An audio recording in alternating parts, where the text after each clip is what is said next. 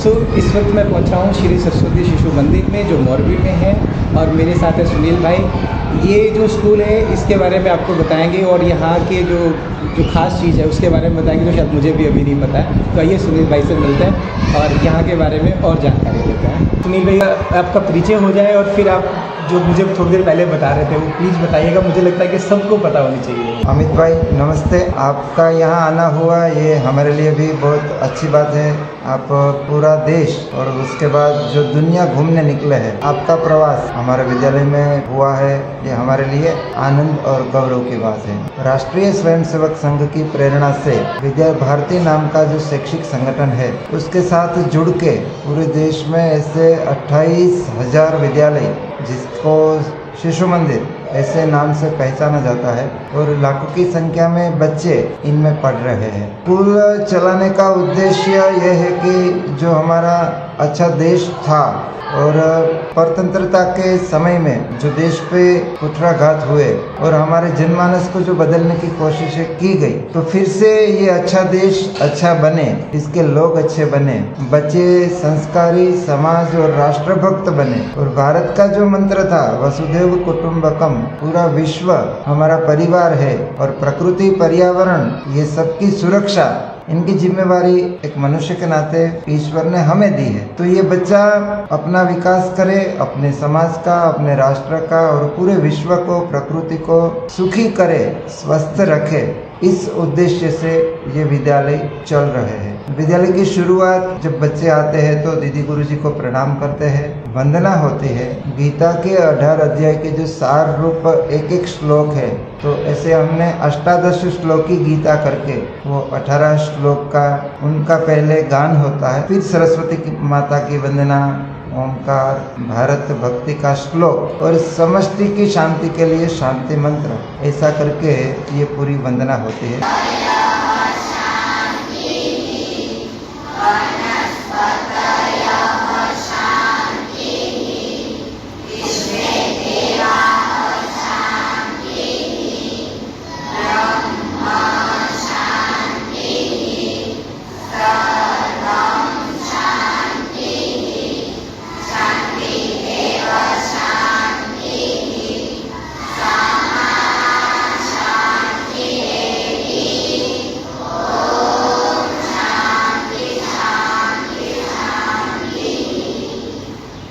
बाद में बच्चों का जो अभ्यास है वो चलता है, और अभ्यास में भी थोड़ी विशेषता है यहाँ की। बच्चों को रटाया नहीं जाता है, लेकिन क्रिया और प्रयोग, इन दोनों के माध्यम से हर विषय को सिखाया जाता है। योग, उद्योग, शारीरिक शिक्षण, ये हमारे मूलभूत विषय है। उन विषयों के आधार पर संस्कृत भी हम सिखाते हैं, नैतिक शिक्षा भी हमारे अभ्यासक्रम में है। तो इन विषयों को मूलतः विषय बनाकर बाकी सारे विषय जो है, गणित, विज्ञान, सामाजिक विद्या, भाषा वगैरह, तो इन सब का अभ्यास होता है। ढांचा वो बालक केंद्रीय है, और बालकों को शिक्षा में आनंद आए, उनकी जिज्ञासा शिक्षा में रहे, उनकी रुचि शिक्षा में रहे, उस हिसाब से ये पूरा अभ्यासक्रम तय किया हुआ है। इस विद्यालय की थोड़ी और विशेषता है कि बच्चों का जो जन्मदिन हम मनाते हैं वो तिथि अनुसार मनाते हैं, उनकी तारीख नहीं। अच्छा, वो अंग्रेजी कैलेंडर नहीं है, हमारे हिंदू जो तिथि चलता है उसके हिसाब से है। और यज्ञ करके उनका जन्मदिन मनाया जाता है। जितने साल हुए उतना दीप वो प्रगटाते हैं और वो समर्पित करते हैं। बच्चों को देने का संस्कार, जन्मदिन है तो हमें कुछ देना चाहिए, लेना नहीं है समाज से जी। तो कुछ ना कुछ वो समर्पण करते हैं, कुछ सत्संकल्प लेते हैं, जैसे कि हर रोज माता पिता को प्रणाम करूंगा जी, भोजन से पहले गाय का भाग निकाल के उन्हें दूंगा, ऐसे कई संकल्प है। तो वो बच्चे संकल्प लेते हैं, कुछ न कुछ दान करते हैं इस दिन। विद्यालय परिसर में भारत माता का मंदिर है, पूरी जो कंपाउंड वॉल है उनमें 52 शक्तिपीठ उनकी हमने स्थापना की है। अच्छा। और पूरी कंपाउंड वॉल के नजदीक औषधीय वृक्ष लगभग 70 से 80 ऐसे वृक्ष, जिनका हम परिचय भी बालकों को कराते हैं। हमारे साथ स्वास्थ्य के लिए ये वृक्ष उपयोगी है, ऐसे हमने ये वृक्ष लगाए हैं। तो हर दीवार पे बच्चे को कुछ ना कुछ सीखने को मिले, ऐसे चित्र, ऐसे कुछ ना कुछ लिखा हुआ, बच्चों को पढ़ाने का एक ये दिशा लिखी है, पश्चिम दिशा है। मठ 4 दिशा में जो 4 मठ है, 4 धाम जो हमारे हैं जी, वो कहाँ कहाँ पे है। तो ये सब इसी दिशा में है जहाँ पे हमें लिख दिया है। अच्छा, तो रामेश्वर धाम इस तरह से है। जी जी जी, बहुत अच्छा। और हमने जो नीचे का कक्ष है ये अभ्यास कक्ष है। हाँ। उनके नाम अपने जो ऋषि मुनि हो गए हैं जी, उनके नाम और उनके चित्र जी, फोटो ये लगा के पहला मंजिला है। इसमें देशभक्त जो हुए, देश के लिए शहीद हुए जी, उनके नाम है, उनके चित्र है। और ऊपर के मंजिले में देश के लिए गणित विज्ञान के क्षेत्र में जो जो महापुरुषों ने काम किया है, हाँ, उनके नाम और उनके चित्र है। तो बच्चों को इनका परिचय भी हो, ऐसा हम करते हैं। और हर पिलर पे ऐसे संस्कृत में प्रकाशित जी, और उनका गुजराती में अर्थ। समय से पालनम सदा करना आयम, हमेशा समय નું पालन करવું જોઈએ। ये गुजराती वर्जन हुआ, पहले संस्कृत में लिखा था। ये जो दीवार है उसमें पुराण, वेद, उपनिषद, वेदांत, उनके नाम लिखे हैं कि कौन कौन से पुराण हैं, कौन से वेद हैं। वो बताने की जरूरत नहीं, चलते चलते पढ़ सकते। वो तो बैठ जाएगा, फिर भूलेंगे कभी नहीं। भारत की जितनी जितनी महान चीजें थी जी प्राचीन समय में, उनके वो फोटो लगा है और उनमें उनका लेखन भी है। बहुत अच्छा काम कर रहे हैं, मुझे तो सुन के इतना अच्छा लग रहा है। मैं सोचता हूँ जो पढ़ने वाले बच्चे हैं उनको कितना अच्छा लगता होगा। काफ़ी सारे इनिशिएटिव हम लोग ले रहे हैं जो मैं समझ पा रहा हूँ। और आपके यहाँ पे अच्छी चीज़ है, आपने बोला कि जो मुझे बड़ा अट्रैक्टिव लगा कि टीचर्स को गुरुजी कहते हैं, टीचर नहीं कहते हैं, है ना। और जो फीमेल टीचर हैं, लेडीज़ हैं, उनको आप यहाँ दीदी कहलाते हैं। ये सही अलग से उद्बोधन है, अलग तरीके से बुलाया जाता है। सबका ड्रेस कोड है, टीचर भी ड्रेस में देखे मैंने। बच्चे नहीं, सिर्फ टीचर भी ड्रेस में है। टीचर भी ड्रेस में है। तो बच्चे को हम जो कुछ भी कहते हैं तो एक प्रयास ऐसा रहता है कि हम आचार्य कहते हैं, आप दीदी गुरुजी भी बोलते हैं। अच्छा, लेकिन शिक्षक को हम आचार्य कहते हैं। तो आचार्य का मतलब होता है अपने आचरण से सिखाना। तो हमने ये पहना है गणवेश, तो बच्चे को भी पहनना चाहिए। हम भोजन मंत्र बोल के ही भोजन करेंगे, बच्चे भी करेंगे। हम बाहर की ये अखाद्य वस्तुएं नहीं खाएंगे, तो बच्चे को भी बोलते हैं। ऐसी कई सारी बातें हैं जो संस्कार पक्ष, लेकिन वो शिक्षा का बड़ा भाग है, तो आज छोड़ दिया गया है। पाठ्य पुस्तक जो होता है उसके बीच का ही हम बच्चों को रटाते हैं, ऐसा नहीं है। जीवन व्यवहार भी सिखाना चाहिए। तो प्रत्येक व्यवहार वो पहले अपने में आए, बाद में बच्चों को भी ये बता के सिखाना, ऐसा करके। क्यूरियोसिटी आ रही है मेरे दिमाग में, मतलब थोड़ा सा मैं हूँ इस मामले में कि मुझे बड़ी जिज्ञासा रहती है हर चीज़ से।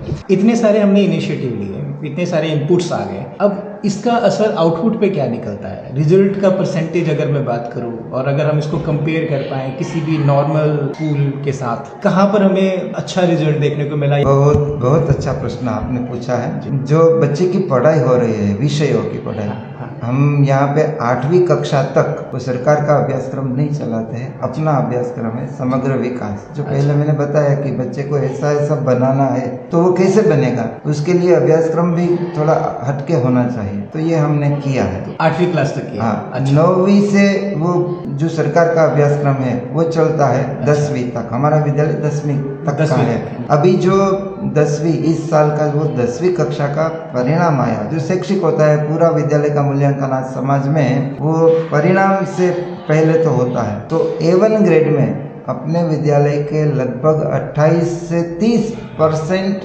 छात्र है, वो A1 ग्रेड के हैं। अच्छा, जिसको हम एक तरह से मेरिट बोलते हैं। मेरिट बोलते हैं। बाकी A2 के और A ग्रेड के ऐसे है। तो 5 श्रेणी में ये हमारा विद्यालय पहले क्रम में है, 1 नंबर पे आता है। कुल 10 श्रेणी में ऐसे होता है। ये तो हमारे खुद के स्कूलों का हुआ कंपैरिजन, बाकी जो नॉर्मल पाठ्यक्रम के साथ चल रहे हैं होता है, ऐसा भी होता है जी। जो नॉर्मल पाठ्यक्रम यहाँ पे चलाते हैं उनका जो परिणाम है और हमारा जो परिणाम आया है जी, वो परसेंटेज की दृष्टि से हमने तुलना नहीं की, क्योंकि हम तुलना में मानते भी नहीं। लेकिन आप और जो भी ये सुन रहे हैं वो करना चाहे तो कर सकते हैं जी, कि अन्य शैक्षिक संस्थाओं का जो परिणाम है और हमारा जो परिणाम आया है, तो उसमें हम तो ये मानते हैं कि हम बहुत आगे हैं। लेकिन हमने तुलना नहीं की, क्योंकि शिक्षा में स्पर्धा हम नहीं मानते। शिक्षा सबको अच्छी मिलनी चाहिए। उस हिसाब से हम हमारे जो आचार्य है जी, वो मोरबी की जो प्रतिष्ठित विद्यालय है उसमें ट्रेनिंग के लिए भी जाते हैं, उनके शिक्षकों को ट्रेनिंग देते हैं कि बच्चों को कैसे पढ़ाते। तो ये मापदंड हो सकता है कि क्यों बुलाते हैं। अच्छा, आपके आचार्य को वहाँ बुलाया जा रहा है क्यों सीखने के लिए, अपने टीचर्स को सिखाने के लिए, तो अच्छा है, तो भी बुला रहे हैं। तो आप कहने के उनके लिए बेंचमार्क है, वो आप तक पहुँचना चाहते हैं, वो है, बहुत अच्छा है।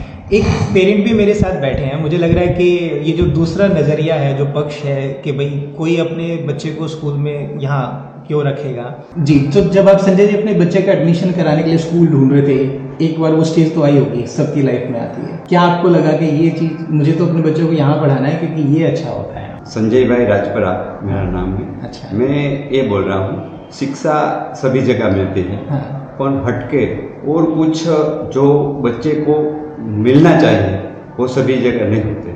तो सरस्वती शिशु मंदिर में ऐसा कुछ है कि उसने अपनी ढंग से जो अभ्यासक्रम तय किया है उसमें कुछ ऐसा है कि वो बाहर से शिक्षित जगत में नहीं मिल सकते। तो बच्चों में क्या बदलाव नजर आया आपको अपने? हाँ, वो क्या है, उसका जन्मदिन होता है। हाँ जी। उसकी जो उजवणी बोलते हैं जी, वो तिलक कर का यज्ञ कर से, अच्छा, वो सभी जगह नहीं है। और यहाँ गाय यहाँ संकुल में गाय भी है जी, उसका दर्शन, अच्छा, वो बालक है, बालक एक छाप ऐसी लगते है घर पे।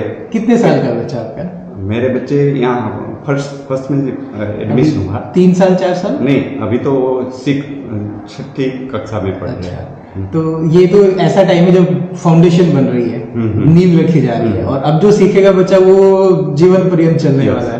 तो अच्छे संस्कार मिल रहे हैं, मुझे ऐसा कहना चाहिए। ये चीजें बहुत जरूरी हैं। थैंक यू संजय भाई। 1-2 बातें मुझे और बतानी है जी, जो जानना मुझे लगता है कि शायद अच्छा रहेगा सबके लिए जी।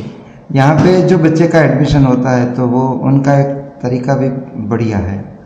बच्चे का जब जन्म होता है, अच्छा, 1 जनवरी और 15 जुलाई साल में 2 दिन ऐसे होता है जब हम बच्चे का नाम लिखते हैं एडमिशन के लिए। अच्छा जी। और 3 साल बाद उनका एडमिशन होता है। अच्छा, तो इसको क्या कहेंगे आप, वेटिंग लिस्ट? वेटिंग लिस्ट तो ठीक है, लेकिन वो करने का उद्देश्य क्या है, उद्देश्य ये समझना जरूरी है। हाँ जी। ये जो छोटा बच्चा है, अभी आया ही है इस दुनिया में, तो सबको खुशी होती है परिवार में कि हमारे यहाँ बच्चे का जन्म हुआ है, सब आनंद। लेकिन क्या होता है कि ये जो उनका लालन पालन पोषण जी, उनका जो तरीका है वो भारतीय हो जी, और अच्छी तरह से वो बच्चा अच्छा बने, इसके लिए माता पिता को परिवार में क्या क्या करना चाहिए, तो उसका हम प्रशिक्षण करते हैं परिवार का। अच्छा जी। माता पिता को हम बुलाते हैं, उसको बोलते हैं कि आप अपने बच्चे के लालन पालन के लिए ये कीजिए। अच्छा। और इतना जो है उसको उनसे दूर रखिए जी जी।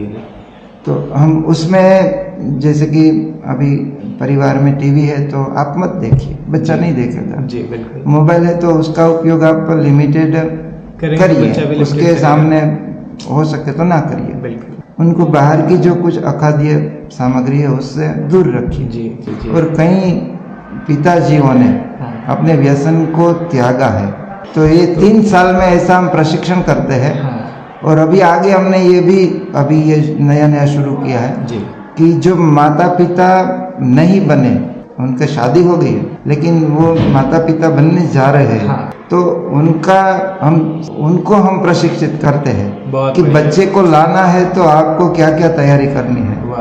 और यहाँ पे हम संस्कार भी कराते हैं, गर्भाधान संस्कार है उनसे शुरू होता है। अच्छा। तो जीवन के जो 16 संस्कार है तो उनकी एक विधि विधान होती है जिससे हमारे यहाँ अच्छा आत्मा जन्म ले। बिल्कुल सही। तो ऐसे जो इच्छुक दंपति है कि हमारे यहाँ अच्छा आए बालक जी, तो उनका भी हम संस्कार करा के परिवार में उनको लाने के लिए कैसी तैयारी करनी चाहिए, ये भी अभी शुरू किया है। मुझे ऐसा महसूस हुआ आपसे बात करके कि ये खाली एक स्कूल नहीं है, नहीं, ये एक संस्था है जो काम कर रही है हमारे देश के संस्कृति और हमारे जो संस्कार रहे हैं, हमारी जो सभ्यता रही है और जो हमारे ग्रंथों में बताई गई थी 5000 साल पुरानी चीज़ें, तो आप उसको वापस ले करके आ रहे हैं, वापस आप उसको व्यवस्थित कर रहे हैं समाज में।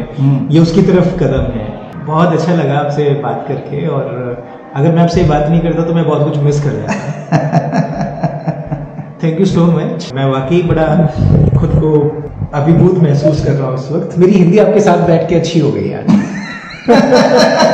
ऐसे तो शब्द तो मैंने जिंदगी में नहीं बोले कभी। ऊपर सोलर फिट किया है।